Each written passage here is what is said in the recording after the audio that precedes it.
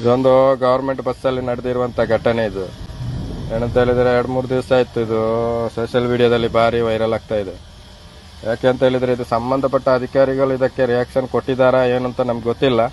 ಆದರೆ ನಾನೇನು ಹೇಳ್ತಾ ಇದ್ದೇನೆ ಅಂತ ಹೇಳಿದರೆ, ಇದು ಎಷ್ಟು ಜನ ಶೇರ್ ಮಾಡ್ಲಿಕ್ಕೆ ಆಗುತ್ತೆ ಅಷ್ಟು ಜನ ಶೇರ್ ಮಾಡಬೇಕಿದು. ಯಾಕೆ ಅಂತ ಹೇಳಿದ್ರೆ ಅವನಿಗೆ ಆದ ಒಂದು ಫ್ಯಾಮಿಲಿ ಇರುತ್ತೆ, ಆ ಫ್ಯಾಮಿಲಿ ಒಳಗಡೆ ಅವನು ಗೊತ್ತಾಗಬೇಕು ಇಂಥ ಒಂದು ಕಾಮದವನು ನಮ್ಮ ಫ್ಯಾಮಿಲಿ ಒಳಗಡೆ ಇದ್ದಾನೆ ಅಂತೇಳಿ.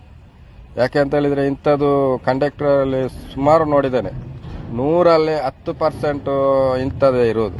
ಯಾಕೆ ಅಂತ ಹೇಳಿದ್ರೆ ಬಾಕಿ 80% ಒಳ್ಳೆ ಜನಕ್ಕೆ ಇಂಥ 10% ಅವರು ಕಲಂಕ ತಂದಿರೋದು. ಒಂದೊಂದು ಇರುತ್ತೆ, ಲೇಡೀಸು ಮಿಡ್ಲಲ್ಲಿ ಒರೆಸ್ಕೊಂಡು ಹೋಗೋದು, ಅಲ್ಲದ ಜಾಗಕ್ಕೆ ಟಚ್ ಮಾಡ್ಕೊಂಡು ಹೋಗೋದು, ಇಂಥದ್ದು ಸುಮಾರು ನಾವು ನೋಡಿದೇನು ಹೊಸದಾಗಿರೋದೇನಲ್ಲ. ಇದು ಒಂಥರದ ಒಂದು ರೋಗ, ಗೊತ್ತಾಯ್ತಾ? ಈ ರೋಗವನ್ನು ಏನು ಮಾಡಬೇಕು ಅಂತ ಹೇಳಿದ್ರೆ ಈ ಥರನೇ ಮಾಡಿ ಅದನ್ನು ಮುಗಿಸ್ಬೇಕು.